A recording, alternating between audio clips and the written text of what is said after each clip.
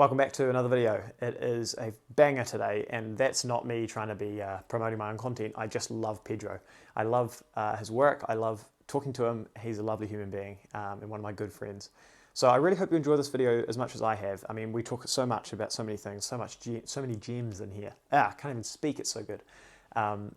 We talk a lot about palming, we talk about the Spanish magic scene, we talk about some of his mentors, we talk about so many things. And there's even a couple of tutorials that are kind of dropped throughout this interview. So if you're one of the few people who are going to stick around to the end of this, you're in for a treat.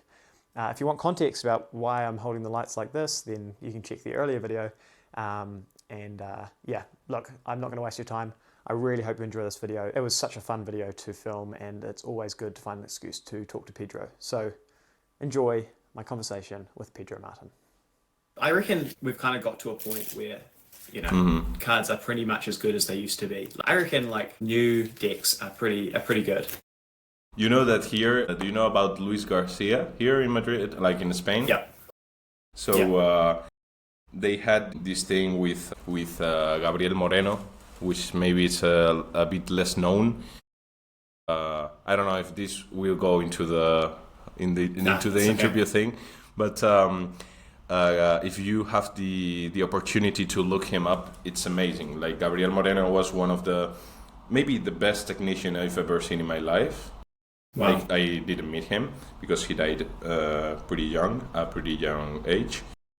But he has stuff like doing the perfect shuffles in the table with a napkin over the deck and stuff. Crazy things you cannot imagine. It's like another level. So the thing is, like they said, Luis Garcia and Gabriel Moreno, they had these few acts where they did like a number of third dealing, fourth dealing things with a kind of special deck which is called Pavo Real, which stands for, I should look it up, but you know, this bird with the big wings, big colored wings on the back. Yeah.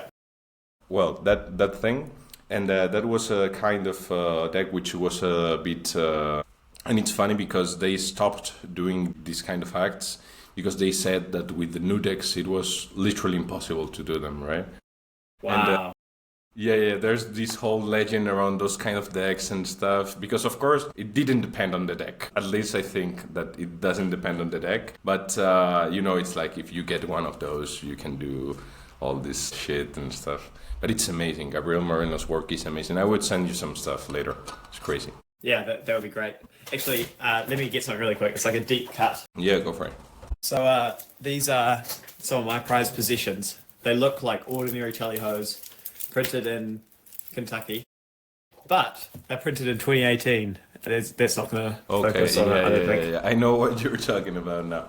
Have you tried these? Have you tried 2018 tallies? Do you think there's a difference? Because man, like There's these handle so much better than normal tally-hos. It's ridiculous. They last longer.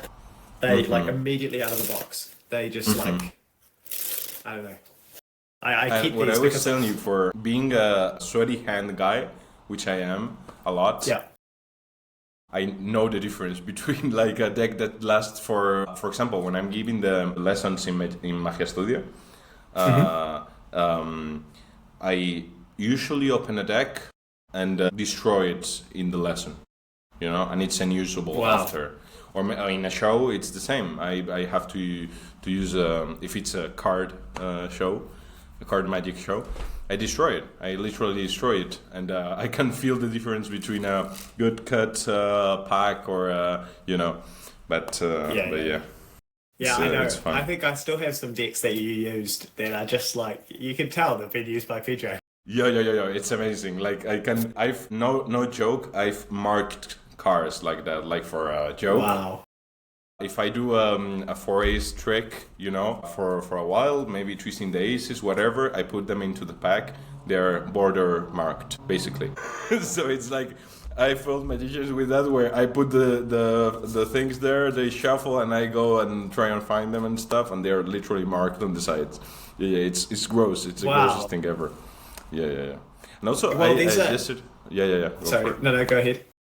No, I was saying that with this bag, the bicycle thingy bag, right? I was with a magician friend yesterday, Fabio, and this is the best, how do you say, when the card is different from... One way. the best one way, it doesn't look like a one way card, right? You know about this, right? Yeah. Yeah. But Yeah. the Yeah. little thingy going up the thing in or the middle. down. Yeah. I've always thought that if I made a deck, I would like for it to have this kind of design because it appears to be symmetrical. You know what I mean? Yeah. It's But do you amazing. know that tally hos are one way? No. What the Really? fuck are you talking about? Yeah. Mate, I'm glad I get to show you this. It's very subtle, but you can tell as soon as you can see it. So one of these cards are both in different directions. And it's a subtle Okay. printing difference that is the same in every... Do you see it? Is it the round thing like the same if you get What, you mean here? leaf? Oh no. No. It's way more subtle. So the top border, at the very top, you can see there's a thin blue line. And on this card, it is thinner than on this one. And it's because they're flipped. So you see how this top border here is thicker? Now, if I turn this, they're the same, right? You know this one? I get what you say. Yeah. I mean, Yeah. in every deck you have like the difference between printing and stuff. In No, fact, but this is here, every tally hose is the exact same. Yeah. Yeah. No. So you can like always, and once you see it, you can like immediately get it. Yeah. But see, this is why tally hose are the goat. Yeah, the goat. All right. Anyway, we are like 6 minutes into this interview and we haven't even introduced you yet. So for everyone watching, this is a good friend of mine, Pedro. He lives in Madrid. And Pedro, do you want to give us a bit of a backstory for your own magic? I should say, if you're watching this, when people have asked who's coming up on the series, and I've said your name, people are like, Pedro Martin. And then I say, oh, on Instagram, here's Sidesteel. And they're like, oh, that guy. So you might know him from his Instagram name. But Pedro, could you kind of give us give me a bit of backstory? Because I know nothing about your magic origin story. Yeah, How did you get started in all this? I mean, it's not a great story, but the thing is there's a thing that when I've been asked this or something, I think it made how I approach some things, right? Which is that I started I don't know, my father showed me a Juan Tamariz video or something. By the way, I was with him a few weeks ago. Really? I'll tell you later. Yeah. I'm so happy about it. That. Well, the thing is, started studying technique and some effects and stuff from YouTube and books and stuff. I stayed like that for 4 years or 5 years without knowing people that did magic, right? And after I was I need to share this with someone. You know what I mean? I have the urge to share it. I went to Magia Studio, which is the shop and how do you say this? Yeah, magic school. I don't know. Here in Madrid, close to my house, and we started having some classes and stuff, and I met a few friends, and from then I just started the normal course of, But what I think that caught my attention at first was technique in general, and that stayed a bit, right? Because I think there's a thing about what organically haunts you at first that stays with you the whole process. And sometimes when you start in the community and you start meeting people and some mentors and stuff, and they start teaching you stuff and telling you that you should do that, you shouldn't do that, you start to lose some focus, which isn't bad on itself, right? But you start to lose some focus on what does really interest you. Of course, I'm interested in a lot more things apart from technique, in magic-wise, I mean. But I've had these moments that I'm sure that you've also had where you want to reconnect with what did I like, you know what I mean? Yeah. I've gone, it's funny, I don't know if you've done this, but I've gone through my YouTube history from when I was 11 a few times. Wow. To see what did I watch, what effects did caught up my head. And it's funny because are the same effects that I deeply love to this day. You know what I mean? Wow, yeah. I think it's a good exercise. And Gabi always said it's important to know which things you liked at first and stuff. And I think it's nice. But yeah, and then it's funny, just the last thing I'm thinking about, as you know, because you know me in person and we've met and yeah. Had some fun. It's the thing that I started to post, the stuff that I started to post on Instagram. It's way different than what I do in reality, in a way. Yeah. Which I don't know if it's the same for a lot of people, you know? Same for me. Yeah, I never do gambling stuff ever in person. Yeah. It's For the lay thing. people, yeah. But yeah, I think for Instagram, I just recorded the stuff that could work, that I know people may like in a niche, you know, and stuff. Yeah. So Wait, yeah, so that's how old were basically you it. when you I'm started? 27. No, wait, when you started, you were 27. No, I'm 27. Do I was you gonna think say, like I'm 50? I was gonna say, yeah, you're looking great for like 50, bro. Yeah, man. No, I started like, I don't know, when I was maybe 11 or something like that. Yeah. But you know, as everyone. Yeah, I think I've been doing magic for way less time than you, but the same thing with technique. Like that's really what got me interested in magic in the first place was technique. At the start, I didn't even show anyone. I just like practiced sleight of hand, showed my parents. Yeah, of course. And then eventually I started performing. But yeah, I think you can tell, right? Because it's like I am kind of doing some like research for this video. I went back and looked on some of your old Instagram posts. And like, man, I forgot how much crazy stuff you have come up with and posted over the years. Like there is just I don't even remember.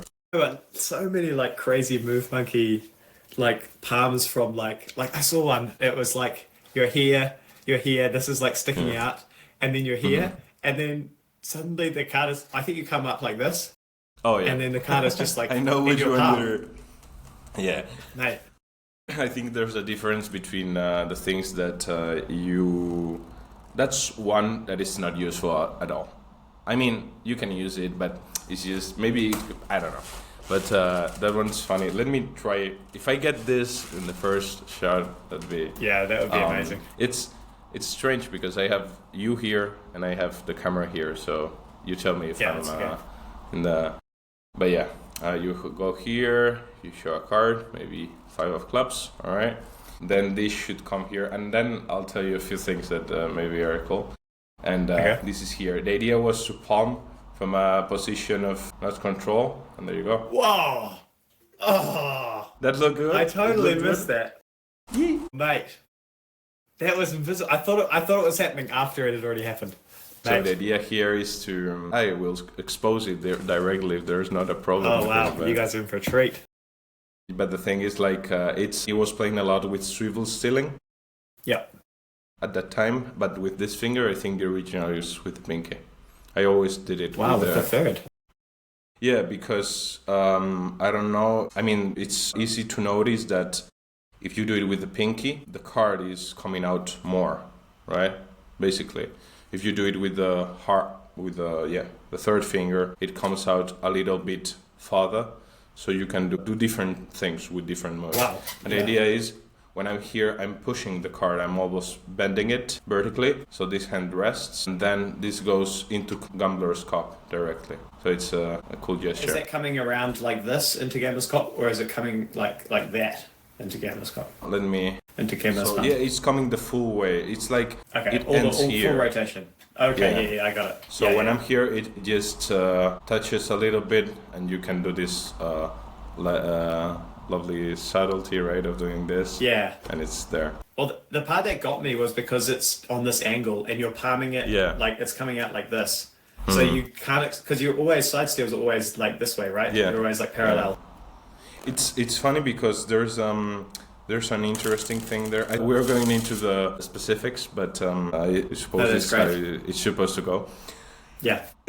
I've been thinking a lot, not a lot, just from time to time, about palming and moves where the deck. I talked about this with Giancarlo Scalia a long time ago. I don't know if he even remembers it, but it stuck with me. Moves that come from positions which are that don't show control. Like if I were to be here and I could palm a card or do whatever, maybe switch the deck. I don't know. This is a position of not control. This, in fact, for example, it's a position of not control. This is a position of control, right? Yeah. There's a difference, right? And for example, that's where this palm also came from. You remember this, which is not a good palm. Yeah. but from here. And also the one that I love that I'm trying to pull out, but it's difficult, where I mean, I'm announcing that I'm gonna palm, so it's not the best conditions, you know. But let's say you want to palm the 7 of spades, right? And you go like this, where maybe, okay, could you give me a hand? That's all right. And here, could you give me a hand? And you palm. That wasn't, I think it wasn't a good performance. No. But the idea is like maybe to palm in the action of doing the gesture of top change, and in the relaxation where the deck is maybe here, for example, you know. You're here, you come back, and then this contact, and you're here, and then... Yeah. So I think that kind of thing stuck with me. That was one of the first things, but I think it's an interesting point of view. Like, for example, Danny, as I understand, he spreads the deck from here, you know, always. Really? Not from the deep palm that we all do. It's way higher. In a way, he's doing the same. He's like giving you a feel of not between doing this and this, which I don't find important, but there's a difference, right? I don't know. Man, I didn't realize that. Interesting. Yeah, well, palming is one of those things that is quite an intimidating part of sleight of hand for most like people who are starting out. And so I guess how can you get your palming to a point where it feels natural in your hands and looks natural in your hands? Like what advice would you give for that? Yeah, train. No, but there's a big part of it, for sure, I think. But I don't know, I would start maybe trying to find out your normal gestures, for example. I think that's a big part of it. Like, I remember, I think it was it wasn't even cards, I don't remember the routine. But I found that I could stay this way. Standing up, it's a bit more natural without it being strange, because like usually my movements are pretty relaxed, right? So I can stay like this and it doesn't, maybe now it's strange, right? Because I'm sitting down, I wouldn't do this. Yeah. But I could be like here, I know which kind of hand movements I do. I could be here, and I would try and study what type of moves would you do, and then just, I think this is important, just try to learn one palm. Try to learn on one and try to play with it and play with the movements. And there's a thing that I did a long time ago, which was to have a card palm while I was talking with someone. I would have a card in my pocket, but when I was having a beer, maybe, and maybe start moving and gesturing with a card in the hand, maybe taking something and then putting it down, trying to get the hand gestures to feel natural and get them into the flow of natural movement. So I know maybe for the camera it's different, but I get to know that I cannot twist here. So every hand movement that it's from this angle to here, it's gonna be covered, right? I don't know. And maybe I can, I know that if my hand goes here, I can put it behind my knee. The thing is, like, I feel with palming, a lot of people, I'm sorry, I'm dispersed with ideas. No, that's fine. But I feel like a lot of people palm as if they were to color change, right? In a way, they understand palm as another technique that it's parallel to the general pool of techniques, right? But palming has this thing where I think it's on the core of magic manipulation. I don't know how to explain it, but I think having an object which is covered and it's secret, it's one of the core basis of magic that you shouldn't compare to do it. It's like the top change. You have to get the feel of it, the knack of it. It's not just a matter of, for example, you're great with palming, you're great with basically everything, but also with the top change. I've seen you do some good top changes and stuff. And but I'm sure you understand what I mean by you have to get it right. Yeah, you have to melt it with your body movements and your... Yeah. And that can only happen when you've done it 1,000 times. Yeah. Also, yeah. I just remember that lately I was with Fernando, you know him, Fernando Nadal. I love Fernando. Magician, great friend. Giancarlo Scalia and Ricardo in the shop, and we were talking about a lot of stuff, but we were talking about guilt, which is, I think, an important thing. And I think with palming is one of those things that that may make you feel guilt. Yeah. When you do a color change, you're pretty secure because everything's gonna be in this little space, right? And you know what I mean, if you do the nice thingy. But when you're palming, man, there's something burning in the hand, there's something shouting, I'm doing tricks and doing I have a secret, right? So one of the things I'd recommend with palming or this kind of things, of techniques, is to learn to be caught. It's wow, I've never heard that before.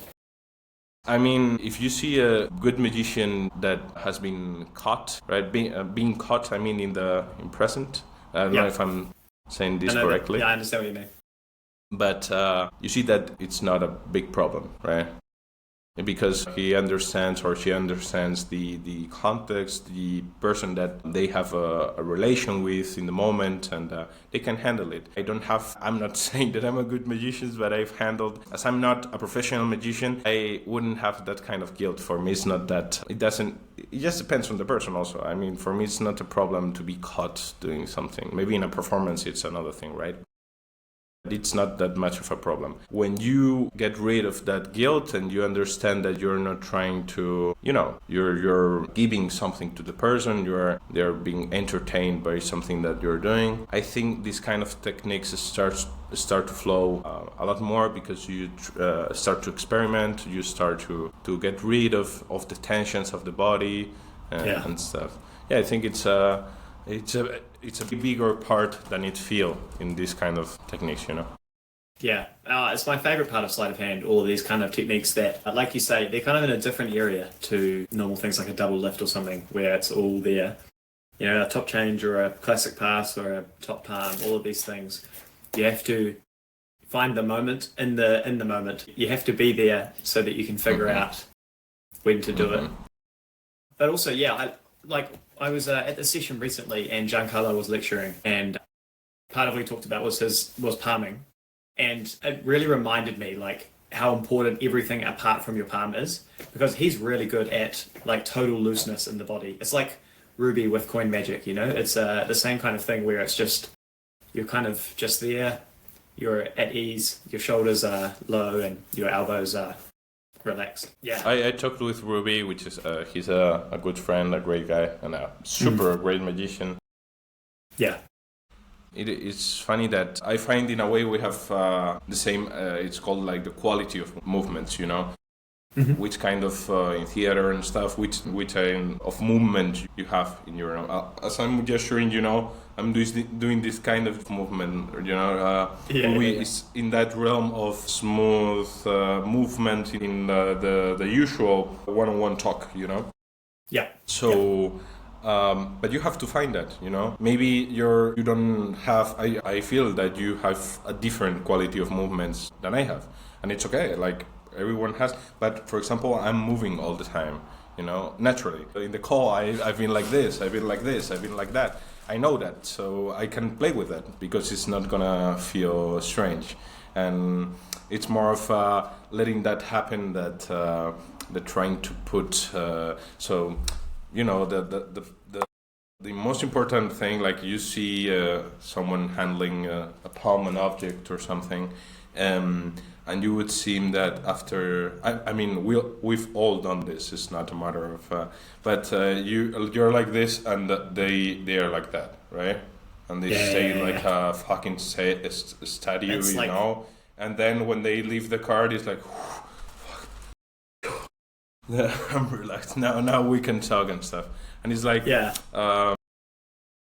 have to let that happen, and I think the guilt thing is way more important. I don't get whimsical or philosophical, you know about that. Yeah. But I think this part is way more important that it feels. Yeah.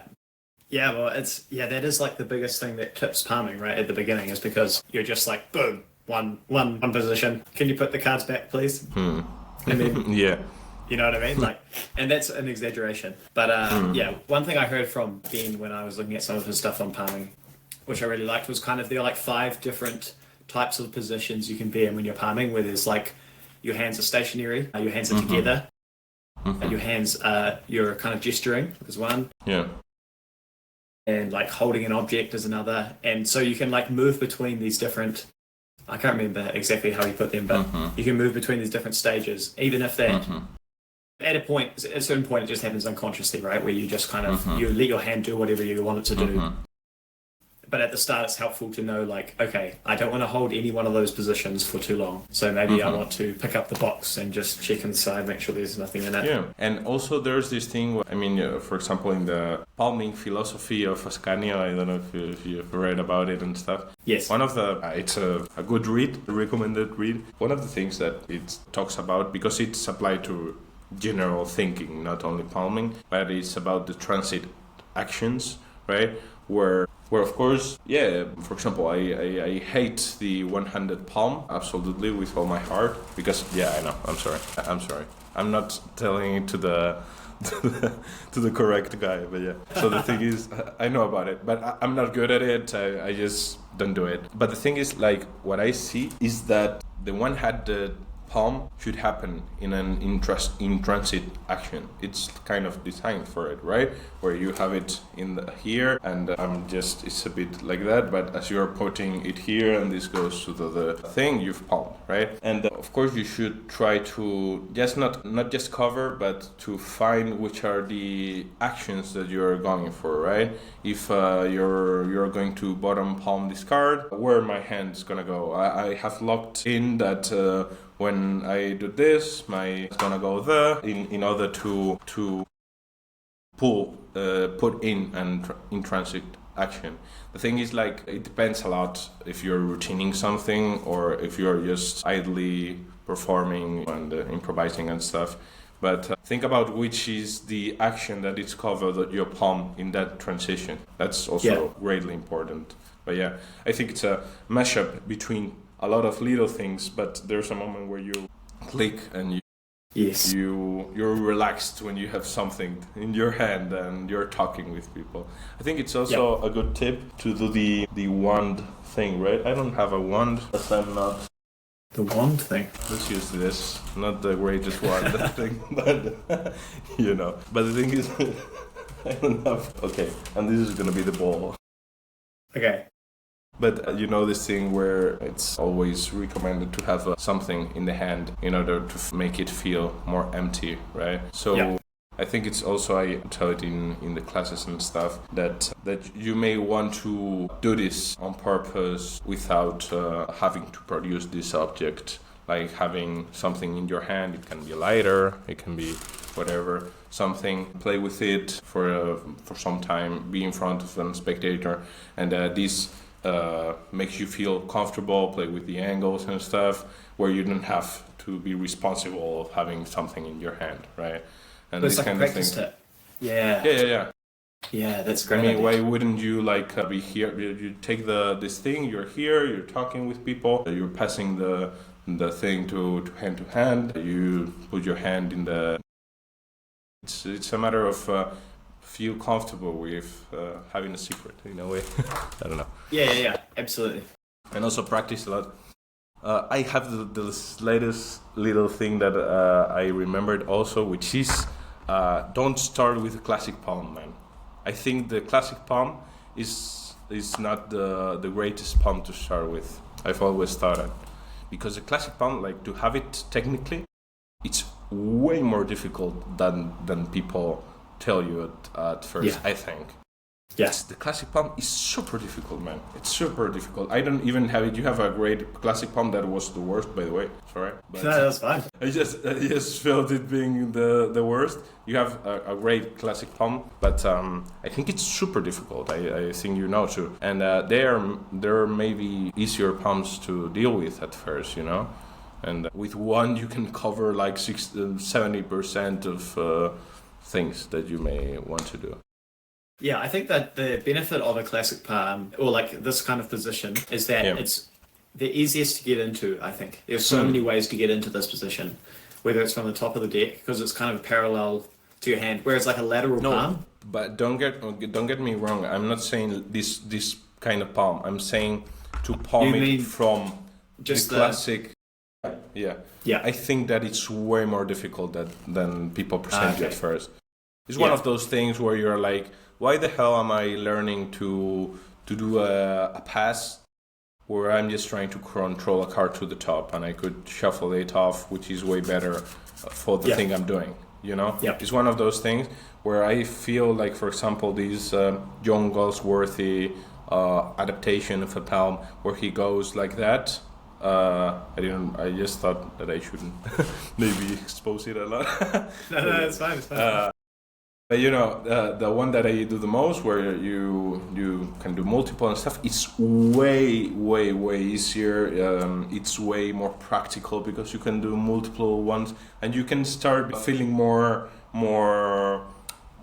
comfortable with it. Because of course, if you have to, you know, it's not the same to cover an egg or cover an elephant. And if you're like, oh fuck, where's my thumb going? What the fuck is this? Yeah. I mean, I don't know. Yeah. The one I recommend always to people is the Erdnase top palm, because it's the same kind of thing where you can go multiples or singles, so you only have to learn like one kind of palm for all those situations. And it's also great because it just, you can do it with cold fingers, like there's no knacky touch points. It's just like mechanical, boom, it's in your palm, and every time it's the same. The John ones is like a version of the Erdnase one in a way. Oh, right. It's on those realm of mechanical levitation, packet thing, palming things. I don't know. Yeah. Well, you've also created a lot of palms, and it's interesting you talk about in-transit actions, because it seems like a lot of them come from like, okay, here's a movement, how do I palm within this movement? So how could you talk a bit about like your approach to creating palms, and like how do you start? Well, it's it just depends a lot on the palm itself, or the move itself in general. I don't just differentiate. For example, I found a few from this kind of relaxed positions, and that process was like, okay, which positions feel like they are a bit more uncontrolled. There are others which come from a technique or something that I like. I was obsessed for a while with the swivel movement and stuff. How can I palm a card in all the ways? For example, but there are more simpler ones. There's one that it's been a while since I don't do it, but let me give you an example. Let's see if this goes well, because it's been a while. So this goes here, and this would go on the table, and you could fiddle with the deck a little bit like that, and after that you palm, and was that good? I'm afraid it wasn't that good. I think you're... No, that's such a nice motion. So the idea, for example, in that palm in particular, it was that I felt like having a card, you know, in an out jog in the bottom. It's a position which is so comfortable, right? You can play with this, you can put it in the table, and it's gonna end up being out jogged, right? And I was trying to find a move from that position. In this case, I just put my pinky on here and my fingers, a few fingers on top, on the resting part, and when I'm pulling it, it just swivels naturally. So you can go into it's kind of a lateral palm in this case. Yeah, it's funny. This one is feels nice to do. This is that kind of mechanical simplicity that I love about these kind of palms, where you're just, what is it here? Yeah, man, where it just works. You know, it's just like, I need to play with this more. It's like this one where you are here. It's just like, it's efficient and it's beautiful and it's like... Yeah, I mean, about the process, it's just kind of fiddling with the pack and just connecting. And also sometimes I talked with Ricardo, which I did a podcast with him for the shop a few weeks ago, that I think the perspective of being amateur and then not having, just doing these... amateur in the sense like I don't pay my life with this, right? Yeah. So I can just focus on whatever I like, and I can get some time with cards and play. Okay, what if I palm try and back palm from here, right? Which is this thing that only Christian Bison does properly, right? Or I don't know. It just depends on the thing. But I feel like it's usually trying to exploit a mechanic or position. There's this always this little starting point, or maybe I found something by playing, or For example, when the side steal that I showed you, I don't know if you remember. It's funny because it came out when someone told me like, yeah, what's your side steal? And I was like, I don't do the side steal. And he was like, yeah, that's right. Because we're talking about your Instagram name. Yeah. And then I tried to find something like that. But for example, the side steal is a way. It's a bit more.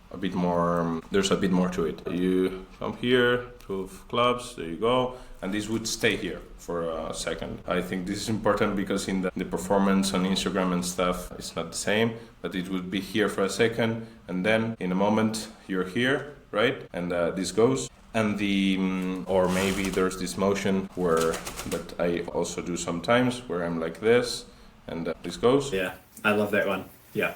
And the idea here was to try and eliminate something that happens with side steals that I see. Not that I think that it's bad or something, but when you see a side steal and you do like this, you always see this opening action, right? Because the card has to come out in a way. Do you have to let that thing? Yeah. Or maybe the fingers coming back just for a little. Yeah. So I just was thinking, how can I hold the pack? And when I'm doing the side steal with the other finger. So in this case, for example, the pinky is there, right? That's the difference. It has twist. Nice. So when I come back, the hand is holding the pack, and you don't have to change the, Yeah. But this is like stuff you only would even think about after many years of playing with side steals. Like, I'd never thought about that before. Of just like. But once you see it, you can't unsee it. It's not useful because you know how it is. Like you would palm a card, however it is, and in the motion of it's not useful. It's not important, and it's a thing that I wouldn't do in real life. Not because it flashes or something, but because it's a technique that requires tension and focus, right? Yeah. The worst thing that can happen to me is to have to call that little thingy. No, I want to be in the situation. I want to be in control of what's happening, not my fingers. And even if it works perfectly and I have it narrowed down to the most the most little detail, I would have something happening here. I don't want nothing happening here, Yeah. It's more for an experimenting thing. Yeah. Well, these kind of moves still have value, even if you don't use them, just as experiments, hand intelligence, all that kind of stuff. But do you think, with techniques like that, do you think it's about like the technique where some techniques just aren't suitable for performance because of the tension or focus? Or do you think with every technique you can get to a point where you don't have to focus on it at all, it's all muscle memory and everything? Like, or do you think there are just some that you can't? I think here I'm gonna, how do you say, I'm gonna tell, how do you say citar? Fuck. When you say something that someone has said. Quote. Yeah, quote. That's it. Quote. Thanks. Yeah. I'm gonna quote another thing that Giancarlo told me. Giancarlo, you know him. That's the technique for me, the best technique that there is. Yeah. Right? Yeah. It matters of quality and control of the body and the situations. And one thing that I noticed, and he told me about, is that the techniques that he chooses tend to be simple ones and readily execute in the way that there are techniques that require you an amount of tension. Let me explain. For example, for the diagonal palm shift, you are required from 1 to 10. Let's say 1 would be a 1 tension technique. Maybe you help me. A top change, maybe. Yeah, or maybe a double undercut. Double undercut, okay. Much better. Right? Top change. Yeah. No, but the top change would be low also. I think it's a good example, but I was trying to get the double serious example. And maybe the 10 is the I don't know. Something like maybe it's like one of those octopus moves where you're here and then you're here. I was thinking about that. Yeah. the diagonal shift, palm shift would be 7, right? I was literally thinking 7. Yeah, so even I'm not the greatest with the DPS, but even if you do it perfectly, you're gonna have some tension happening here, right? There's the DPS is not the greatest example because there's a flowy motion happening, but why would you choose in performance a DPS before controlling it to the top and palming it to the top if you're able to, or palming it from here to, it's the most important thing is to not have tension in your hands, right? In a way. Yeah. Obligated tension. So if I can be like this and then palm absolutely being with no tension, with no suspicion of move, and that's the key part of it. Yeah. The tension leads to suspicion, and the suspicion is as bad. The suspicion of a method happening is as bad as seeing the method itself, right? You know what I mean? So if definitely. I see someone in a moment, you're like here, let's say, and then I'm talking with you, and I do like, you're like, oh, what did just happen? I don't know what happened. Yeah. Something did happen, and what happened was a perfectly executed DPS. For example. Yeah. You know what I mean? There's a thing there where I think you can get, answering to the question, I think you can get to a point where every technique is perfectly executed and stuff. But why wouldn't you go through a path that it gets easy things for you? I don't know how to explain it. No, I get what you mean. It's interesting to hear it from that perspective because recently, I even made a video, I think it'll be out by the time this comes out, on like 5 sleights that you should learn and 5 lessons I learned from them. Mm-hmm. And one of them, I talk about the top palm, and one of them, the lesson I learned from the top palm, or from palming in general, is because there are so many techniques out there, you can get from every position into a palm pretty much, right? Mm-hmm. And so it means that you can be efficient with your movements where you don't have to, you can basically eliminate the need for a control. If you can go straight from here into palm, then there's no need to come here, shuffle, top palm. Do you know what I mean?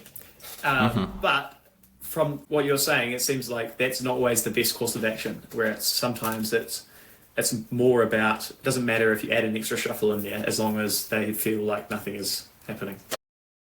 I think it's something which it hasn't been fully organized on my brain, but I am trying to get the knack of it. Why wouldn't you control? I think why wouldn't you control a card like this, where you're like this, right? You have the card, the 5 clubs. It's all right. Let's say we need another spectator to just imagine something.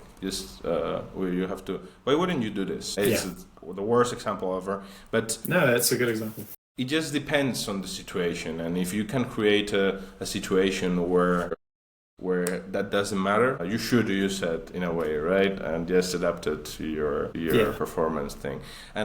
But I don't know, just getting more specific into the thing, there are techniques that involve more steps, if you want, in a way, right? Or they involve more tension. I don't know how to describe it better. But of course, for example, these control that I do all the time, which I just forgot the name of the alpha. I think it's Chris something. You'll tell me.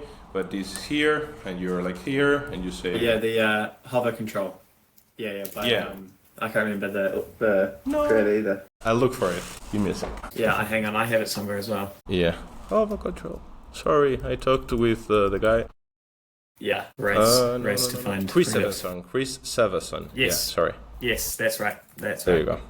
The thing is, like, this kind of control, for example, I use it all the time if the situation, of course... or the trick itself or the routine itself blends with it, right?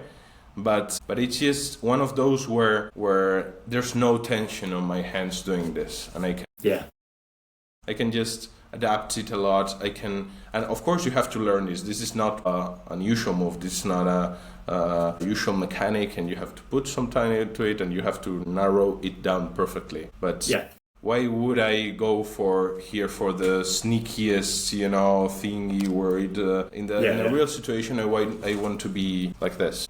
I don't know. Depends on style. 100% get it. Yeah. Well, I do have one more question for you about palming, and this is maybe either very simple or much more deep. Why do you love palming? This is strange, huh? That Yeah, was yeah. the difficult question. I don't know, man. It's fun. Well, that I could don't be an know. answer. That is fun. Yeah, yeah. Yeah, I mean, there's a part of it, but I don't know. I have never thought about that. I think it's I'm a bit sleepy, so a random Sorry. thought came in. One of those, how do you say it? One of those thoughts that when the intrusive thoughts won, right? Yeah, yeah, exactly. Intrusive So- thoughts, yeah. I just thought that if my hands weren't that sweaty, I would be a coin guy. You know, that's kind of what I think about what I love about palming. It's like Man, I'm trying to imagine. I mean, to be fair, you do have some pretty amazing coin work. So, no. I'm not. Yeah, I'm not this a good thing, man. coin. this thing here, that was great. That's nice. That's nice. I'll show you if you want. But yeah, I think that's there's like how do you say this in English? Let me look for it. Inglés. Yeah, there's a challenge part. There's a challenge on discovering new palms and covering and stuff. And of course, I'm not the greatest palmer or anything, but there's a whole process into it. And I think it's one of those techniques that teach you a lot about magic. And I don't know. Of course, it's super fun to find new mechanics and where the fuck do I put the card for it to be seen. But also I think it's one of those, like the top change, so one of those cards that it's corely related to magic. You couldn't say that about a color change, for example, I think. Yeah. You know, 100%. there's something about old magic there, you know, that it's nice. I don't know. Yeah. That's, Yeah. probably- Yeah. I don't know. But No, I get what you're saying. It's hard to put it into words. Yeah. why do you love palming, man? I don't know.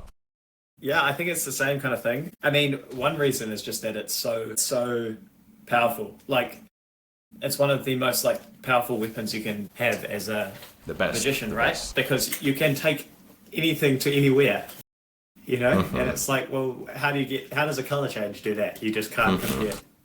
But also, one of my favorite things is just like I was talking about before, with the kind of very satisfying mechanical actions, you know, like the longitudinal swivel steel is a great example, because it's just like it just works. This comes here and this comes here and then this comes here and it's done. Do you know what I mean? And I don't know. There's something really There's some mechanically mechanical satisfying. thing. Like ASMR or these fucking rings where they sound like you know. Exactly. There's this they're on this realm of things, I think. Yeah, well, it's like in your Instagram bio, you have engineer, right? And I imagine that's for your actual job. Is it? Yeah. Or is it? Yeah. But when I first read that, I was like, it made sense in a sleight of hand setting as well, you know, like as engineer of sleight of hand, you know, because it's like a mechanical... That would be that's a good take, but I think that would be a bit what do you say? A bit pretentious. No, I think a lot. Yeah. A little bit pretentious. Yeah. Engineer. Yeah. I'm the card engineer, bitch. What the hell is that? It's super strange. No, but no, I don't know. I just it's more like a taste. I like those kind of movements also, and I think it's funny. And but yeah, how do you say this? Yeah, it's a good challenge that you can put yourself in. And I think I have a long way to go on a super long way to go on knowing about magic and performing. I'm not that big of a performer myself. It's not the part that I love the most, even though I like it, of course. But yeah, I think if you see your process with the Emslick count along the time, it stops at the time that you learn that you have to move one hand and not the other, right? Or maybe that you can do it in the tip of the fingers, or maybe you can have it open like Joaquin Matas, or I don't know. Yeah, you can But split it. with palming, it's a whole thing. It's a whole ritual, right? You never get to the end of it. Yeah. Yeah. I think. It's, it doesn't have an end, I think. Yeah. Well, let's shift tack a little bit, because I'm interested to hear about your actual job, where you spend a lot of your time during the day. Because we haven't talked about this much, but I'm curious. What do you do for a living? Well, maybe this part of the talk is not interesting at all. Maybe No. But yeah, I'm a software developer basically.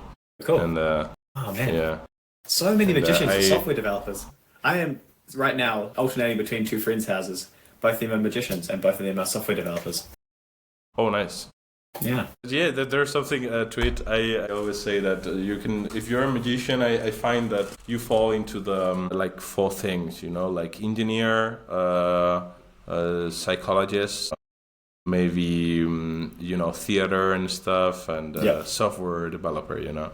This is one of those four. Maybe here in Madrid it's funny because there are a lot of them that are psychologists that are, and they started like the degree thinking that they would understand the you know, the corners of the mind and stuff, but they didn't at the end. Yeah.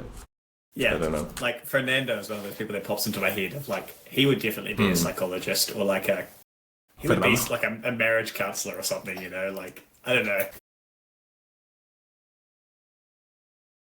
I feel like I'm getting therapy every time I talk with him. Yeah, also theatre, that's true. He is very good at that kind of stuff. Yeah. But yeah, my cool. work's not that interesting. But yeah, I tried to develop some magic apps and stuff, and maybe there's something to relate with the software development, and not that much. Yeah. Yeah, is there any overlap there? Like either from magic to soft, like where your thinking is inspired by magic in your job, or vice versa? Nah, there's no link. I mean, if you want to, I mean, I've done some app things, and the only magic thing that I've done with this is that I'm doing something with Dante. That I don't know if you remember him from the shop and stuff. A good friend. Yeah. Dante and I were doing something for Paul Wilson, and in that kind of realm of things, which is fun. Awesome. But yeah, not a lot of stuff. Yesterday I got to, like, a friend of mine told me about something app related, and I've been playing with something I will show you later. Yeah. I hope it works. It's better in person, but I'm basically trying to find another job. There's not a little bit of creative thing on this. I mean, if I were to be on a startup or something, even though I wouldn't like it that much, but I want something that, you know, balances things out, you know. Yep. But yeah. By the way, not being a coin guy, let me show you something that I don't think I showed you. Okay, coin here, the hand, and you just have to wave over the coin. Oh, mate, Yeah. that is lovely. The thing is, it's like this, right? I feel that my English is super rusty. I'm having problems with it. It's fine. Honestly, don't even worry. Your English is way better than my Spanish, that's for sure. You know any Spanish? When I was living there, I was pretty comfortable with like the very basics, but no, the answer is no.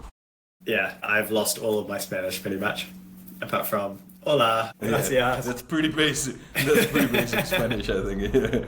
Hola. Yeah, no. Yeah. Okay, well, we've been diving into some real deep stuff. So let's take it a step back a little bit just to kind of give you a break from all of the hard-hitting stuff. In the previous episode I did with Jack Tai, which actually isn't out as I'm recording this, but he kind of talked about his, like, quote-unquote Mount Rushmore of magic, or like kind of his top 5 magicians in his mind that he is influenced by and like looks up to. So who would be on that list for you? Oh, that's a difficult one. I feel like it's one of those discussions where they talk about the UFC and stuff, and it's like, are we talking prime? Are we talking like full history thing? I don't know. Both, you know, prime and history.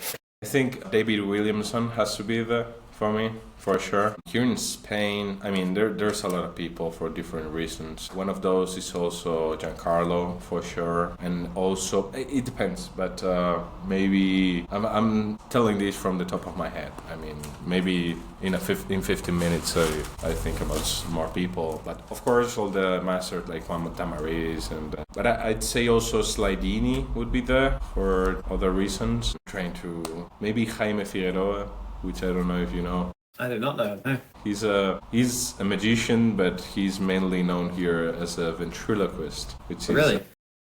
Yeah. he's amazing.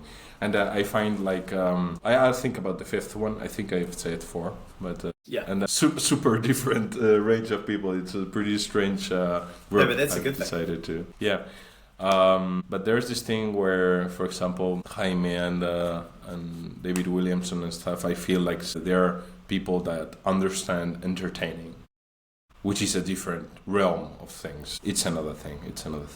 They understand how entertaining works and how performance works perfectly. It's a different thing. Also with Juan Tamariz, it's kind of the same. I mean, magic-wise, maybe there's a good exercise. I will let myself not say the last one for now, but okay. Fernando told me about an exercise. I think he heard about it in a theater class or something.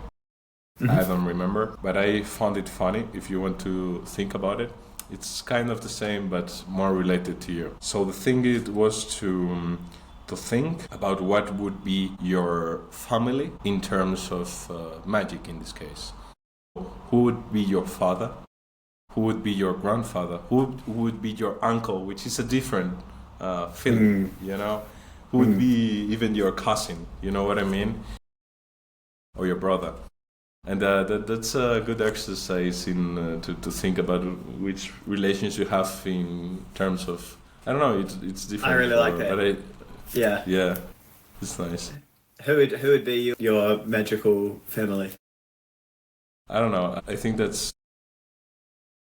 for me, my uncles would be Ricardo from the shop, you know, where he's a friend, but he's also a master for me. And maybe the grandfathers would be, you know, Marlo and Juan Tamariz, and for different reasons, you know.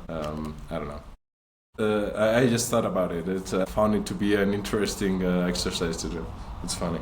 Yeah, I reckon Steve 40 would be my grandfather. Oh, yeah. And who else was there? Yeah. There's so many. Yeah, the easiest part would be figuring out who my brothers are, you know? Yeah. Oh, that's a cool exercise. I really like that. I don't know.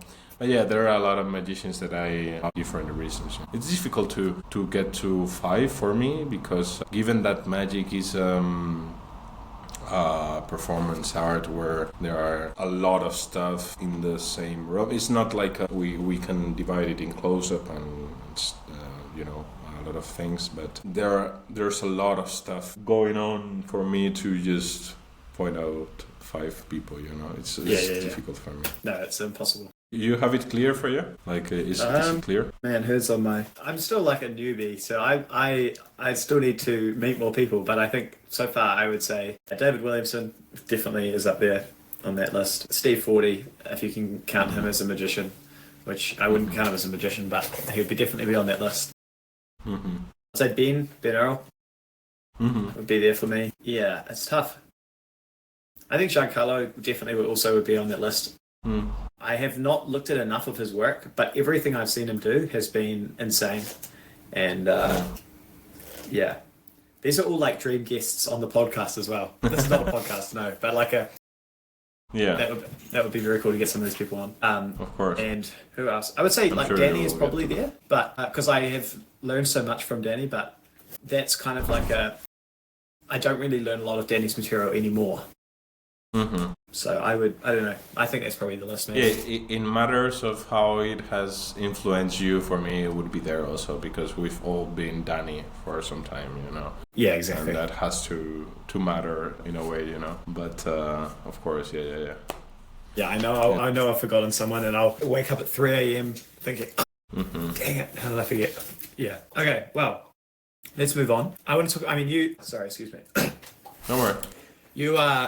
You obviously live in Madrid, and man, I gotta say, when I was in Madrid, it was crazy, because I've heard about Madrid as this kind of like mecca of magic, you know, like, wow, so many magicians, everyone is good. And then I went there and I was like, wow, they undersold it. Like, it is crazy the amount of talent in Madrid. Like, I remember, I mean, I was only there for a week, but every day it was like different magicians meeting up and it's crazy. Bar crawling until 3 a.m. and all this stuff, and we don't really understand it from here, I think. when I was in Lyon for a year, I was like, all right, there's something happening in Madrid. Yeah. Because I went to the shop there and I met with a few magicians for, I don't know, with Robin de Ville, which is a great magician, a great guy, a few times and stuff, but it was just not the same. Like here, I think the great thing about Madrid is the affluence of people coming. I don't know if it's called like that, but the amount of people from different places, it's a bit retro. How would you call it? Like as people think of Madrid, of a place where there's a lot of magic, a lot of people come to Madrid. Yeah. So it makes it a big place for magic. Yeah. It's a bit retroactive. Yeah. If you know what I mean. Yeah. But yeah, there's a lot of people like doing magic, studying magic and stuff. It's crazy. Yeah.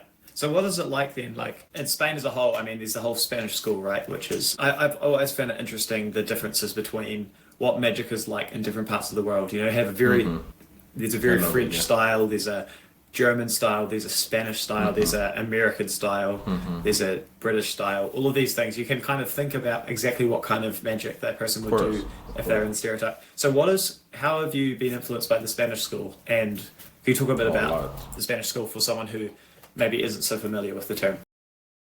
Yeah, there's a thing here that I don't know if it happens that I feel like it doesn't happen that much outside of Spain, but it exists, the figure, the role of master, you know, which I'm not too keen about, I must say. But what do you mean by the role of master?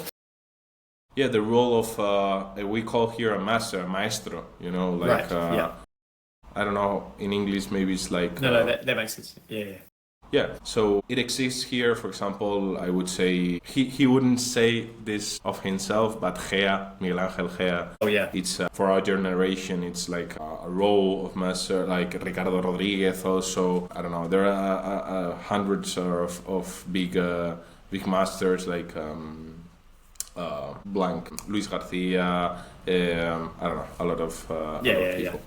And I think that, well, there's a bad part of it, and I think it doesn't happen that much in other parts of the world, where there are schools of magic, you know, but not schools in the literal sense, but, you know, schools of thought. Yeah, that's it. So I think that makes Spanish magicians to fall. If you follow the paths of meeting people and meeting magic community and stuff, to follow some paths that are a little bit predefined. So if you've been like 15 years into magic and you know the community, the core community here and stuff, you will in a way learn a bit about Scanio, a bit about Gabi, a bit about Tamariz, a bit about Pepe Carroll, a bit, you know, there are the main basics of that kind of thing will happen. And of course that influences a lot. It influences differently on everyone, of course. You take it where you want. But yeah, I think that makes the Spanish style, if there's a Spanish style, to be what it is, you know what I mean? Do you think that's a good thing or a bad thing or both? Because it seems like there could be, like you say, a predefined path is not always the best way to do it. But yeah, I feel a bit of conflict with that, but in this way particularly. The role, the maestro role, has also its perks, mainly for the guy, usually, that has that role.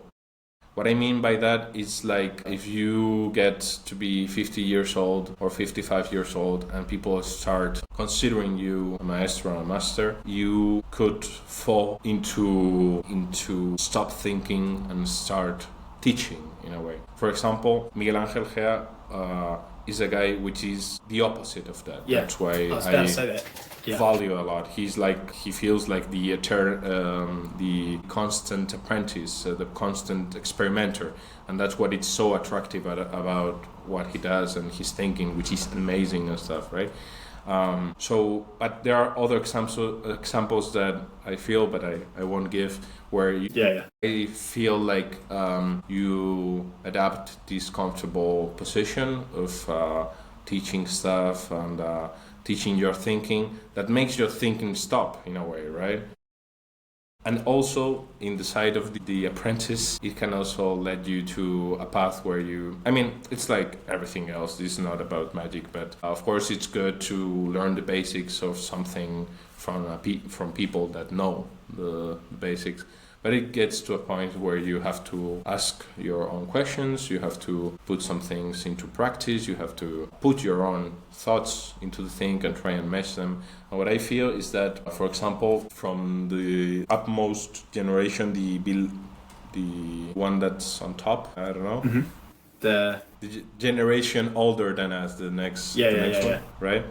That generation performed a lot more than us. Right, for example, in Spain at least, or in Madrid, even that there's a lot of performance. But I mean, that generation performed all the time, whenever they could and stuff. I feel like we are not doing it that much because maybe we're doing other stuff, through theater and script writing and other kind of stuff, in trying to mesh it and trying to put other thoughts from other realms of thinking into magic. Fernando would be on doing theater stuff, and another friend is doing filmmaking, another friend is doing another thing. So I think now we're a bit more dispersed and a bit more into other things also at the same time, in order to mesh it. But yeah, so it's a good thing and a bad thing in the same at the same time, right? For me, yeah, exactly. More of a good thing, I'd say. More of a good well, thing. I mean, it's living in Madrid is a treat, because at least when I was there, it's like pretty much every day you can just go in after 7 o'clock or something, go and hang out with magicians. I love that. I don't know if this is just like something that's just normal in Spain, but it just like you go around to different places and like tapas places and eat and jam for like 6 hours, and then you go to 6 different places or whatever. Like, I mean, of course, it happens more when someone wants to share magic from side and stuff. But yeah, it happens. It happens if you want it to happen, Yeah. Maybe that now for my generation in particular, that's on the low rate. It's not happening. I mean, it happens a lot compared to other places. That's the thing. But maybe we had times where we were meeting 3 times a week, 4 times a week. For it's been crazy. Yeah. Jamming and crazy. Yeah. But yeah, I don't know. It's a treat, as you say. Living in Madrid, there's also a lot more competition if you're in the professional thing, which is that's true. It's pretty important. A lot of great magicians here and a lot of great thinkers and stuff. So it's not the same, but there's a balance in that. Yeah. Well, that's interesting actually, because as an amateur magician yourself, and I guess I am as well, what would you find the benefits of it? Like, what are the good things and the bad things? What are the things that you really like about not making a living off magic, and what do you wish you had that you don't have because of it?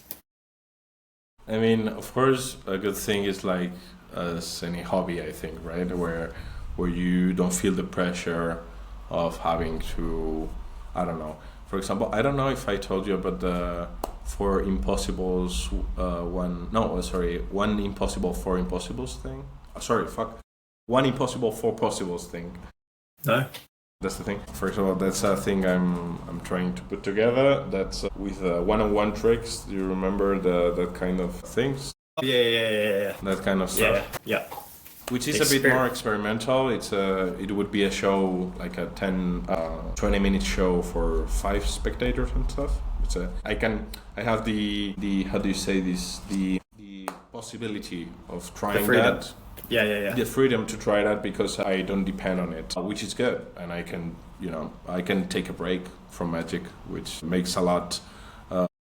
Yeah, that's true. It's pretty important. I can do some stuff, but on the other hand, I think I was about to say the real magician. I don't think that's the term. The professional magician has the benefit of learning, a lot from magic itself, a lot from performing, a lot of.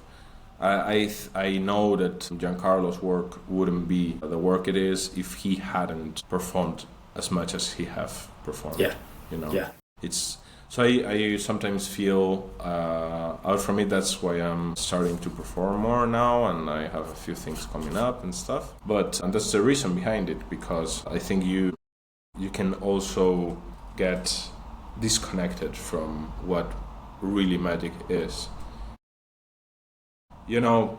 Performing color changes and looking for strange moves is amazing, and I love it. And I did have my conflict where I was like, should I be doing this and it? Now I'm like, of course, I'm gonna do whatever the fuck I want. Yeah. Feel nice doing it, right? But in a way, I also recognize that you can get super disconnected from magic. Here in Madrid, the good thing is like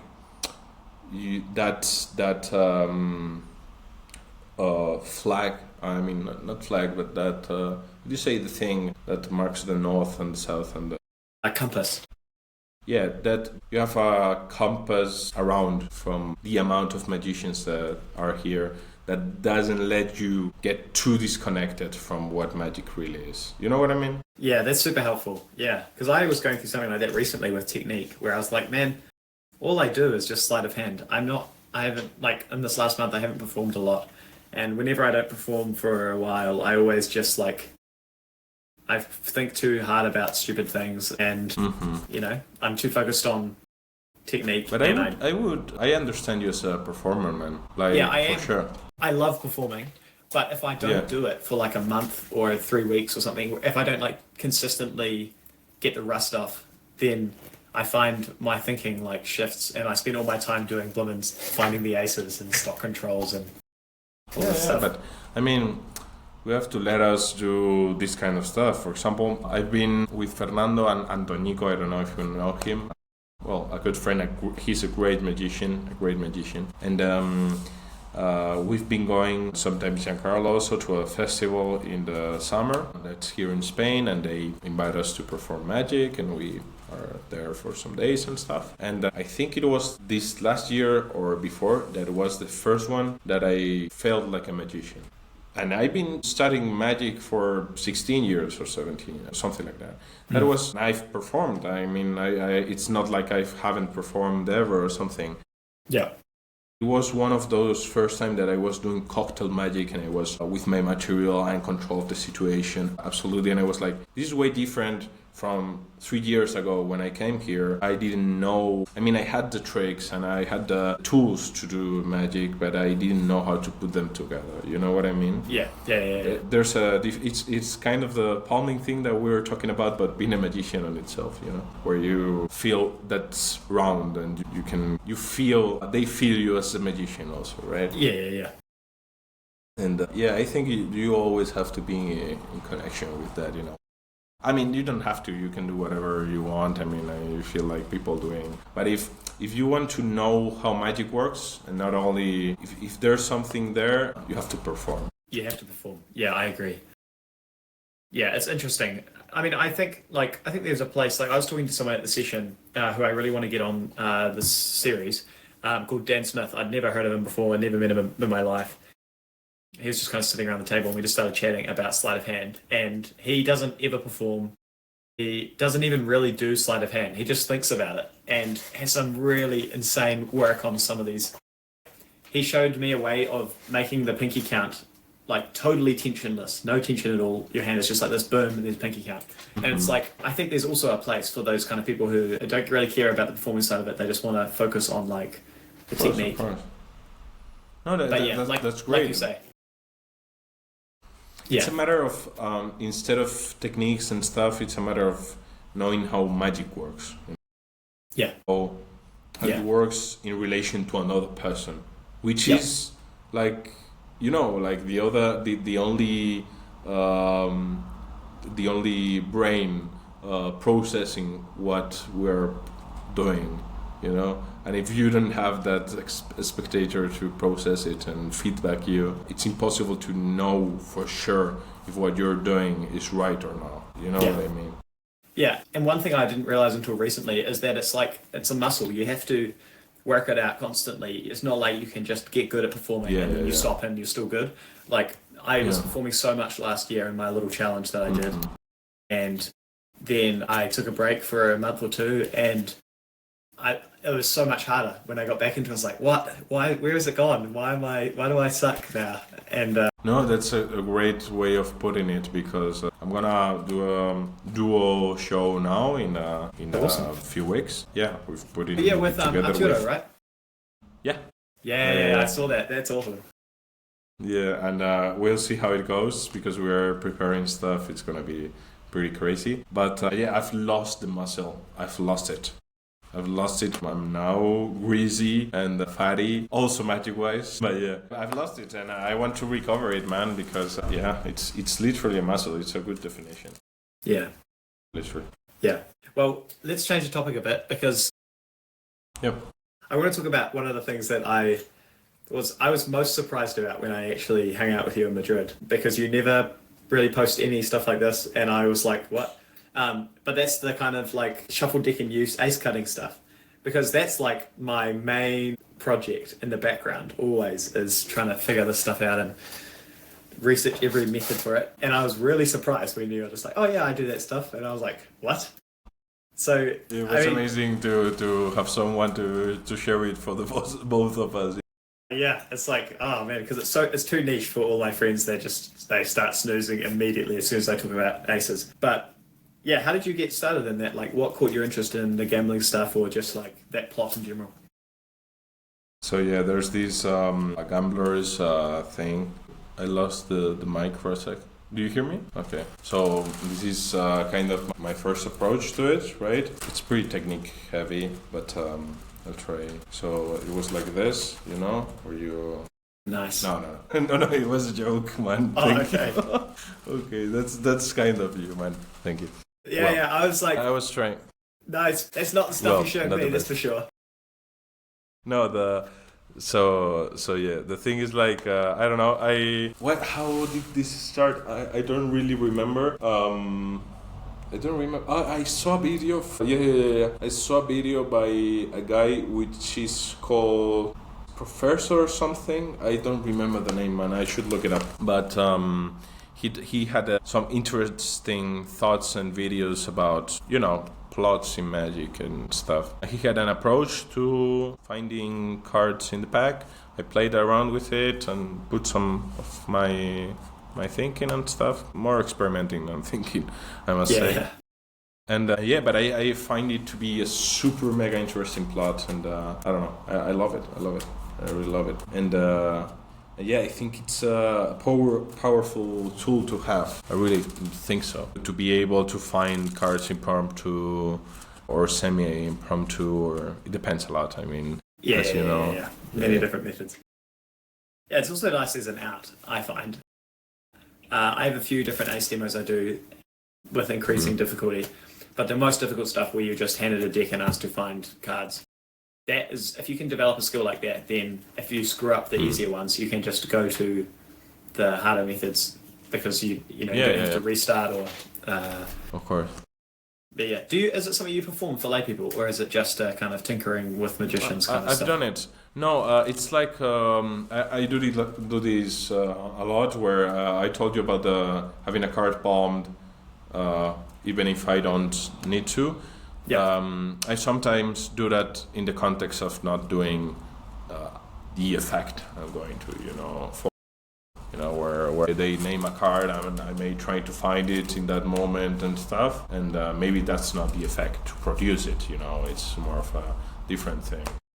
Okay, yeah, just adding it in, because why not? Yeah. Yeah, to try and put it into performance and stuff. But yeah, I've done it. The one that I think I've done the most is the table work with the Skarnis thing, which I find to be pretty and a little thingy where it just works well. It works well. It's pretty fooling. It's fooling for some magicians, and for the spectator it's pretty cool, because I think we underestimate how the difference between finding a card here and finding a card here, it's a different thing. Even if we just go around it like say, everything shuffled, all right, it's all right, and it can be super well handled, but it's a different thing. And if you put the stress into it in the performance, the spectator notices that you are given a fully shuffled pack and you are just shuffling, and it's a different thing, I think. Yeah. That's why mem deck is so powerful, because you can find cards without having to look at the cards. Yeah. Yeah. I don't know. There's the ace productions, that the ace routines that you do, for example, I'm sure they get a different reaction than if you are going through the pack and then producing them, right? It's kind of the same. Yeah, to be honest, I don't really perform most of my really technical ace stuff for lay people, because I think it's easier to just have the aces on top, or whatever card they name, and just palm off and then add on. And then it still has that feeling of... But a magician is always going to catch that, so that's why I still do them. I think... if you come to Spain... Sorry, I just remembered this. If you come to Spain again and we meet here and stuff, I hope you can meet a guy from Murcia. It's from a different province in Spain, who is called Villarejo. Okay. I don't know if you've heard about him. No. That's the craziest table work ever. Really? Ever. Crazy. Is he like super underground, or does he have stuff out? He's underground, but I don't know if he has some stuff out. I'll look into it. If you remember me, I will look into it. You cannot even imagine the things that guy do. And in fact, it was funny because a friend of mine just told me he was friends with him, and I showed him the finding the aces and stuff. And we met, and he had talked, my friend talked to him and told him I had these things and stuff. But I think he oversold me a lot, I was playing a little bit with these ideas and stuff, but he's the real deal, you know what I mean, this guy. So we met, and he's amazing and super nice and stuff. And when we sat, and he said this technical term that I can't remember, where he was we were sitting at the table, and he was like, okay, so what's your poker shuffles or something like that? I don't remember. But the thing is maybe probably the sequence of... Yeah, the shuffle sequence, yeah.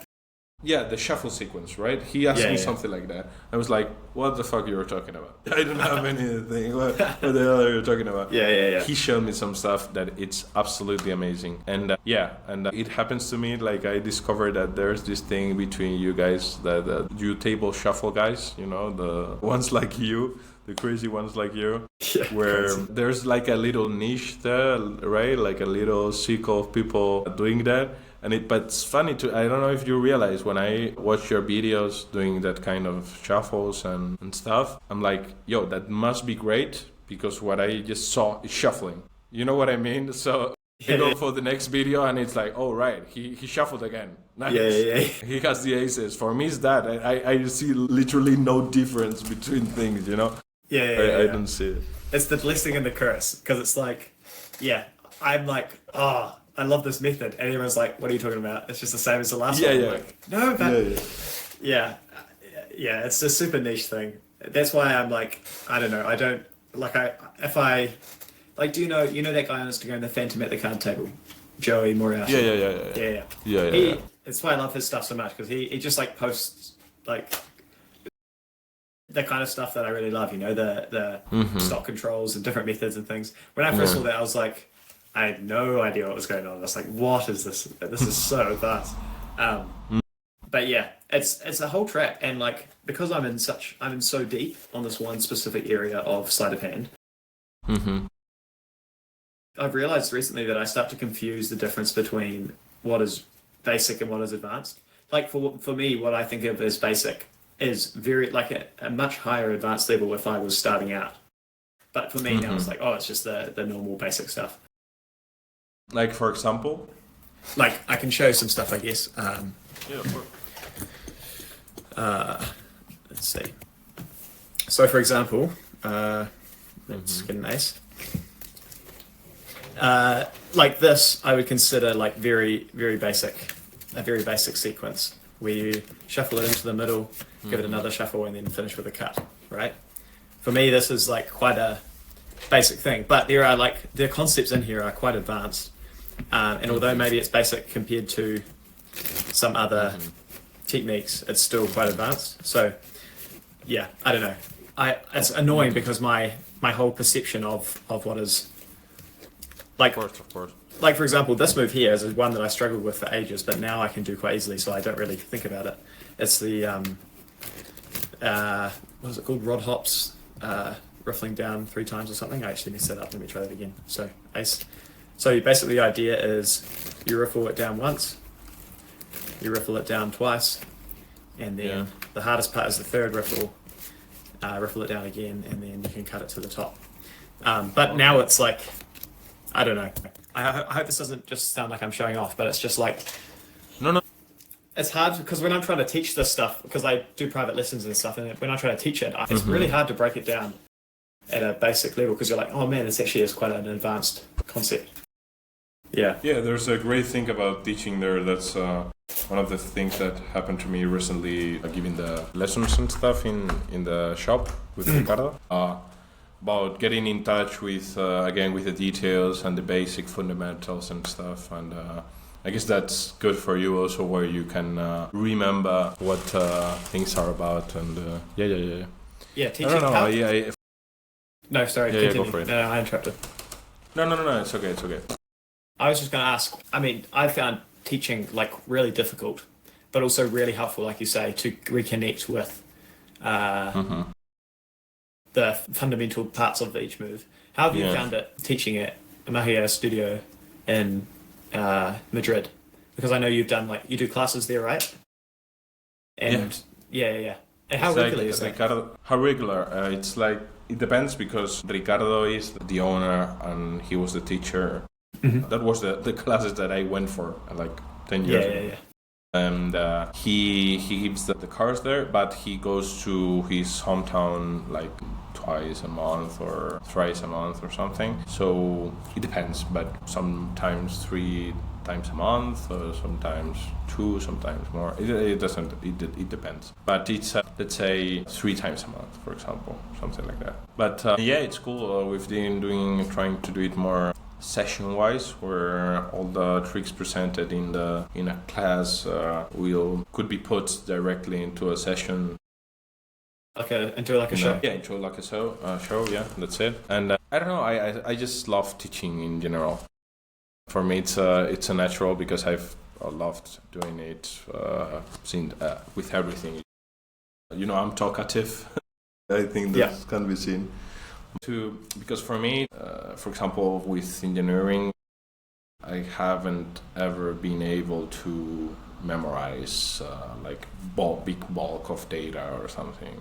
For me, it's a matter of understanding and giving that kind of. It just depends of how it works for each person. But for me, it's a good exercise, and also it puts you. For me, it puts me in a realm which I'm not always comfortable with, because, for example, I may know card magic, but I'm not that fond of mentalism, but I have to teach mentalism. Of course, I know mentalism enough to teach, but let's say the group is heterogeneous. Is that called like that? No. What do you mean? Invented a word. Yeah, like let me look for it. I want to know. Someone did look this before, of course. Yeah, heterogeneous. I said what is it? Heterogeneous. Like homogeneous. Oh, heterogeneous. Like the opposite? Yeah. Oh, yeah. Okay. Heterogeneous. Sorry, man. Sorry, man. Sorry, dude. Sorry, man. No. The next time. I am bad. It's a joke. So the group it's composed of different levels. Not different levels, but it's maybe someone is good with the double, but someone is good with the pass, and also there are not all people is like wanting to know magic. They want to perform that trick for the guys like Friday, which is okay. I mean, it's fantastic, but maybe you cannot put them, or you have to convince them a bit to learn a turnover pass or whatever. Yeah. But I think it's fun to have to look for tricks, and you learn a lot. I've been learning a lot. In fact, I taught this trick. Can you see my face? Yeah, maybe. Hey, 2 cards: Ace of Hearts, King of Spades. They are destined to be together, but condemned to be separate. Yeah, that's sad, right? what do I mean by this? Look at the ace. So if I put the ace on bottom, for example, right? Where should go? Where would the king go? On top. On top. Yeah, that's it. But you know how they say that time puts everything on its place, Mm-hmm. or maybe I hope so. That in this time, look, they just. I'm gonna be clear with this, but up they fall, and maybe in the middle. Up, look. Oh, very together. nice. Very nice. But you know, there's something worse that be destined to be together and condemned to be separate. You know what it is? What's that? That's to be destined to be separate and condemned to be together. Look, ace and king, right? Mm-hmm. Clearly. You know how they say it? If time puts everything on its place, or maybe at least it should. So if we wait enough. Oh man. But for example, that's a trick that I just find I remember like from 5 years ago, and it's a thing that only would have happened if I did the classes. You know, I don't know. Yeah. Teaching is super fun because at the end of the day, we are just nerds who obsess about one specific thing, which is magic, and getting the chance to share that is super fun. Okay, here's an interesting question. Who is one magician you love who hardly anyone knows about? Ooh, you, man. No. No, let me think about that. I don't know. I am thinking about a lot of friends, basically. Yeah. Antonico would be one of those. The one that I mentioned before. He's a great performer, I think, and a great guy. Yeah. And there are a lot. There are a lot. Ignacio Hernandez, which is also a friend of mine. Miguel Bravo. But maybe more into the Spanish. Well, I think. Well, now he's more known outside of Spain because I think he's been doing more international thing. But I felt like Gonzalo Albiñana. I don't know if you know about him. Well, I think he's more known now. But at least I myself, I didn't know about him until a few years ago. And I love his magic. I really, really, really love his magic. He's an amazing thinker and stuff. He has this, number with, it's not a number. That was a bad translation from Spanish. This act, sorry, with a cage, a bird cage. Mm-hmm. You know, the ones that vanish and stuff, which is just amazing. It's so poetical, but it's so. It talks about fear and with shadows and stuff. It's amazing. It's amazing. Wow. That's one of those that I think is gonna be. I mean, he is right now a great magician and a great thinker. But I don't know, just off the top of my head. What's his name again? I need to look him up. Gonzalo Albiñana. I can send it to you. Yeah, that'd be great. Yeah, for everyone watching, I always ask this question in every interview because there are so many magicians that are just underground that are geniuses. You know. I mean, he's not a really underground magician. So he's 10 times bigger than me or 20, but you know. Yeah. But I mean, it's just like you only really see the people that you're around, you know. But then there's someone who's big in Spain I've never heard of before. What would be that for you? I'm curious. Who would be that for you? A lot of friends, really. Like Francisco also asked me this question. I said two of my magic brothers, if it was the family, is. I know about one of those that you showed me videos. That's the one you're gonna. Dominic Miles. Yeah. Yeah, he is crazy. Student of Guy Hollingworth. Yeah. And just a really good mate. Yeah, his sleight of hand is unreal. And yeah, he started doing street busking. And so, I mean, watch out, world, because he's now like an insane performer as well as sleight of hand artist. Okay. Nice. And then another friend in that same friend group is Mika Harris, who is just an excellent street performer. Really, really good. Very talented. Yeah. Yeah, I think who else would I add to that? I think oh man, there's so many people. Give me one moment. I'm gonna just quickly look through my Instagram DMs real quick just to see. I know I'm forgetting someone. I can think of it. Yeah, I could name like 20 more than I thought about in the last 5 seconds. Like, of course.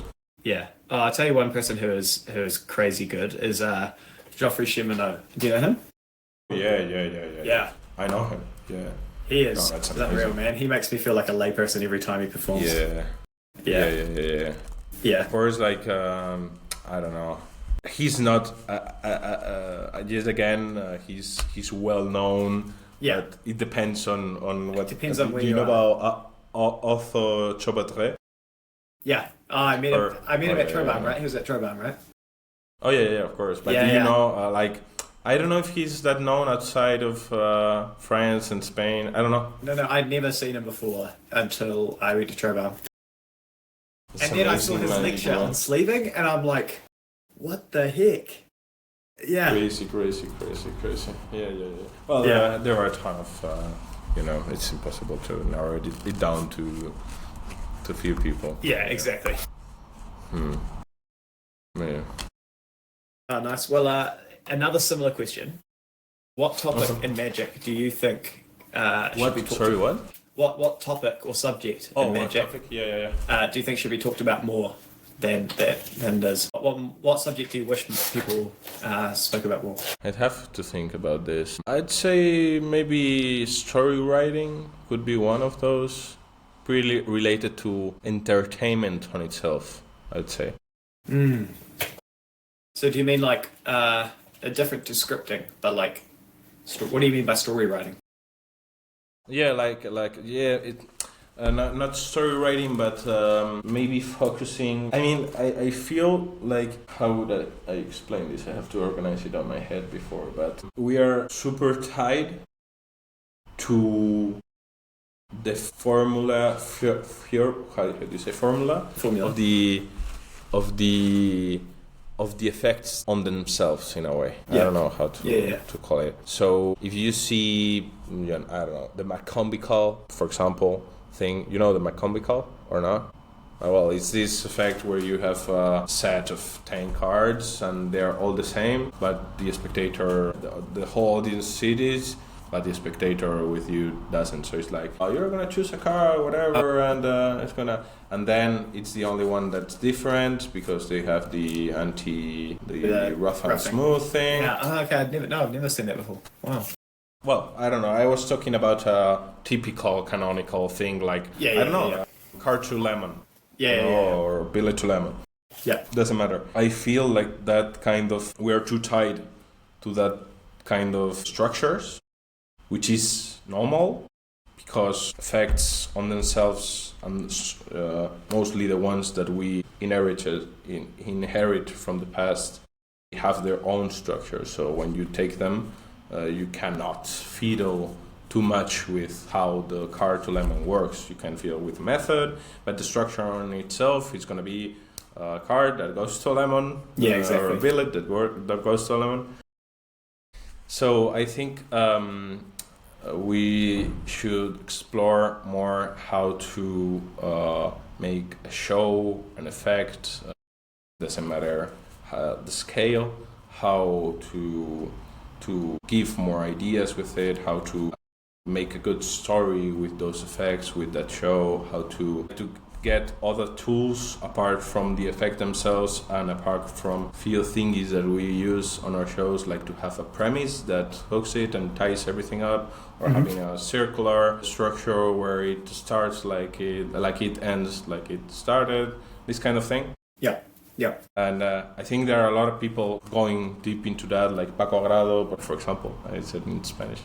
For example, which show has this whole structure into it, this whole narrative into it. It's super emotional, super funny, super charismatic. It's amazing, and everyone that goes there cries at the end because it has a good structure, not because you know what I mean. Yeah. I don't know, this kind of realm, I think it's the next step for magic in general, right? To make it happens a lot. I think super difficult, but it happens. But I think it should become the next common thing, you know? And Yeah. I don't know That's if a great I one. explained myself. No, I understand what you mean. Yeah, that's a really good one. That's a really good one. Adding some depth to the magic beyond just the trick.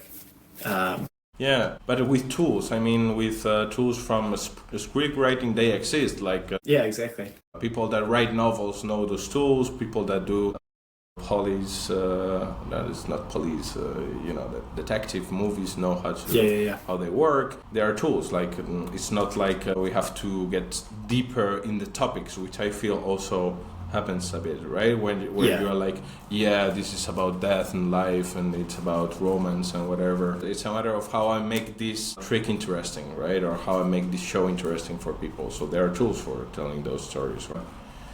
Yeah. Yeah, that's a great one. Well, I'll tell you what.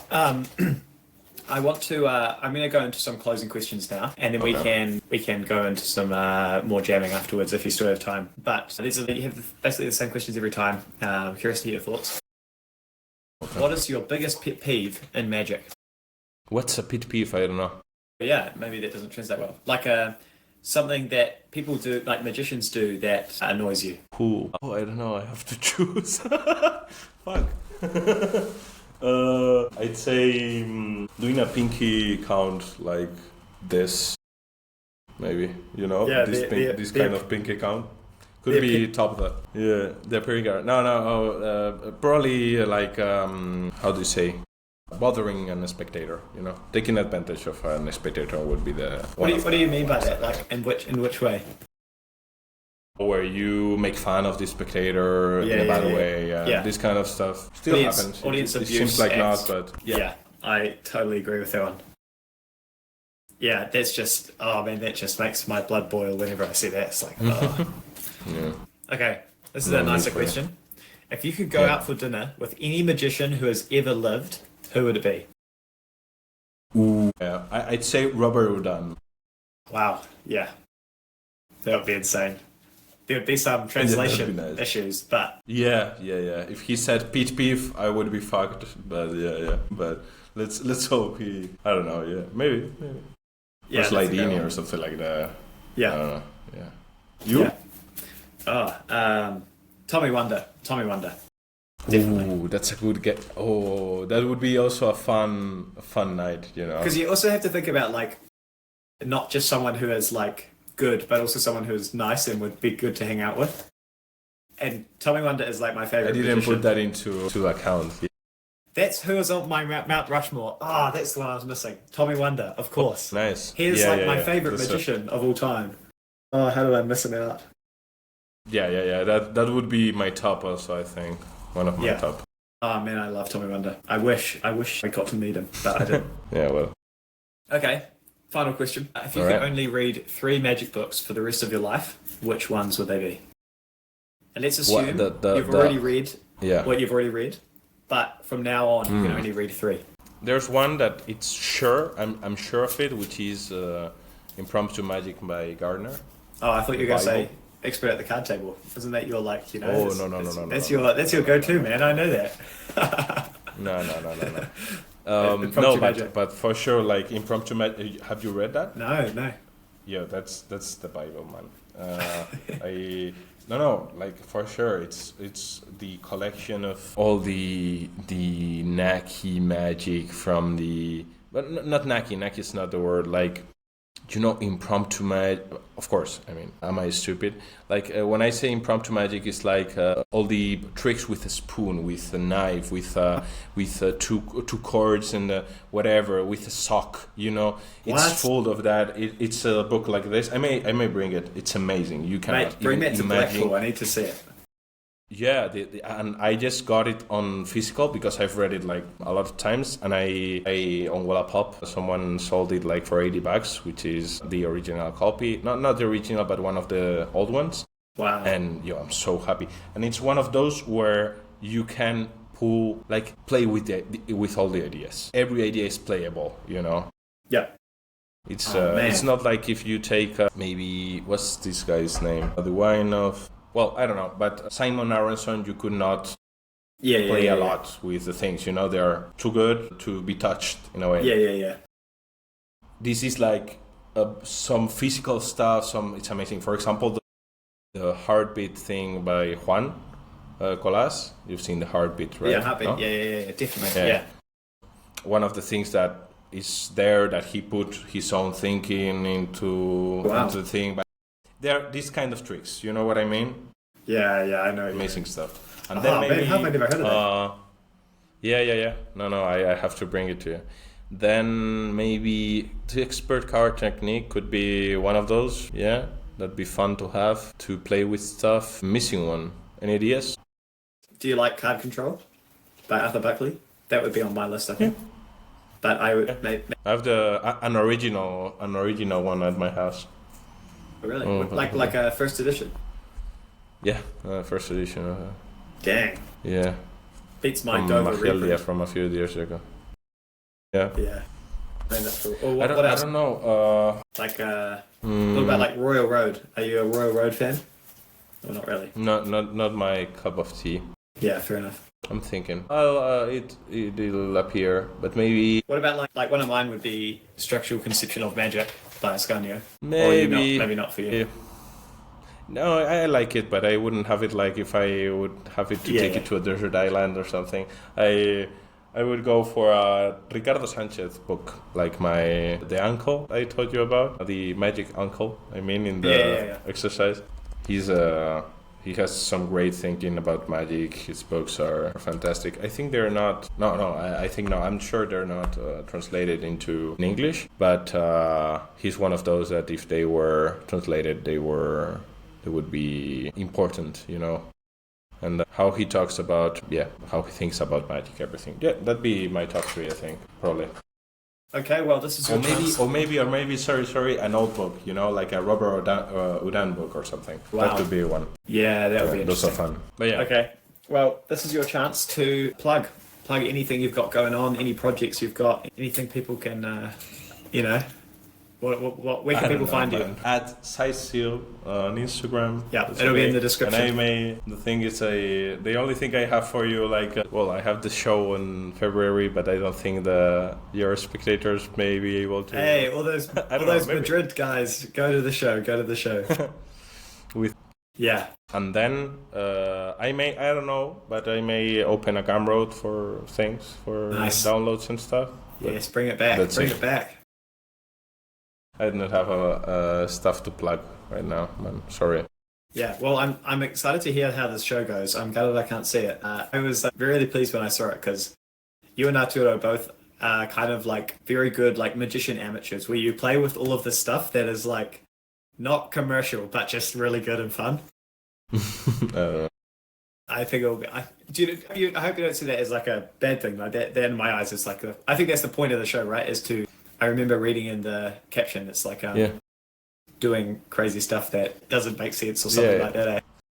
It's something like that. I mean, it has changed a lot, but we are putting it together because one of the things we're doing, which I don't know if it will work or not, but the thing is like we had only 1 month to put it together, so we will work more on it. It's like where there are gonna be scenes in the show where there's how do you say this? It's audio coming from the background, like in movies. How do you call it? Yeah, like a voiceover or something like that. Voiceover, that's it. Like a voiceover, calling some, telling some stuff about the story, and then we cross paths and stuff. Cool. Let's see if this works. There's no middle term. It can work or not, you know. I don't know. So we'll see. Awesome. Well, honestly, mate, it's been such a pleasure, and I'm glad that we've found an excuse to catch up. Of course. It's more about that. Thanks, man. Yeah. It's amazing. And I'll see you at Blackpool. That's going to be awesome. Yeah. Okay. Yeah. Awesome. Okay. Well, there we go. Bye, people.